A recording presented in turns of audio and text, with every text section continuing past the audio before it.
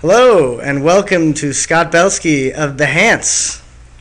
Hello, and I figured I'd answer three questions. First, what is Behance? Second is how arts organizations can better market themselves and really make sure that they're best representing their artists and also engaging the right community with the right content. And then the third piece just being to artists specifically and some thoughts on marketing and career management for artists individually. So first off, Behance is the largest online platform of creative professionals in the world. So we're trying to help organize the creative world's work and really empower the careers of creative professionals. And really anywhere from designers, photographers, architects, illustrators, motion graphics people, to fine artists and sculptors, and really across the gamut. Folks who really are not best represented with a LinkedIn profile or a resume, but really need to visually showcase what they're able to do and really want to be found and gain sort of the maximum exposure for their work. So that's what we do at Behance. And we think a lot about marketing and how it relates to artists. And certainly for arts organizations, it's always a struggle because you don't want to necessarily be confined to whatever's in your gallery at the moment or whatever sort of genre of art you're focusing on at the moment. What you really want to do is become more of a curator of arts in general, whether it's in your region or whether it's in some sort of particular vertical of the arts. But what I find is when arts organizations are constantly trying to promote and essentially spam everyone that they know with what's going on, that people start to tune you out.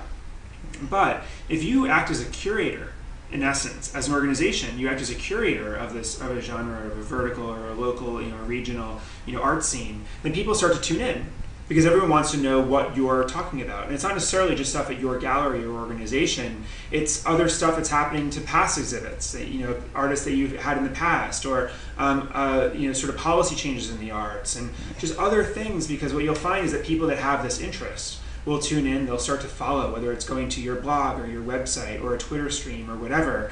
And then whenever you do have something new that you do want to promote, everyone will already be listening.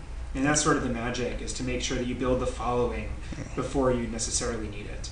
And the way to do that is to see ourselves as curators. And I really think that that's the same sort of advice I'd give to an individual in the arts, is to start thinking of yourself as a curator. And rather than always trying to blast what you're doing, become the authority in commentating about the genre of work that you're working within. And again, people will start to leverage or look at you as an expert. And I also think, a side note, is really to build upon the power of attribution online. To really make sure that whenever an image that's from your organization is on another person's website, there's always a link. And then whenever you link, you showcase people's work, there's always a link to their site, which they'll see, and then they'll start linking to your site. What we find is that when individuals and organizations online really take attribution seriously, it's the rising tide that floats all boats. And those are a few tips that I hope are helpful. Thank you so much, Scott. That's wonderful. And happy birthday. Thank you.